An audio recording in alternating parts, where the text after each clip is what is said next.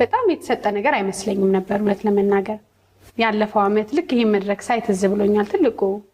ወዳጃችን አባታችን አስፊቲ እዚህ ቦታ ላይ አብረን ነበር ዛሬ አብሮን የለምና መኖር ምን ያህል ትልቅ ነገር እንደሆነ ነው የተማርኩትና እንግዲህ የተስፋ አዲስ ነገር የምናይበት ምን ሰማቸው ሁሉ መልካም የሚሆንበት አመት እንዲሆን እንመኛለን ነፂ አሜን የሚባለው ሁሉ ጊዜ የምንወዳቸው ሰዎች መቃብር ስፍራ ሳይሆን ልባችን ውስጥ ነው የምናገኛቸው የሚባል ነገር ስላለ ከሁላችንም ነገር ውስጥ አይጠፉም ያለፉት ሰዎች ምንወዳቸው ምናከብራቸው ሰዎች አስፊቲ ደማቅ ሰው ነው በጣም ደማቅ ሊደበዝዝ የማይችል ደማቅ ሰው ነው ከናንተ ጋር ብዙ ሰርቷል ስለዚህ እናንተ አትረሱትም እኛ እንኳን በጨረፍታ በመናቀው በጣም ደስ የሚል ነውና በሰማይ የተሻለ ቦታ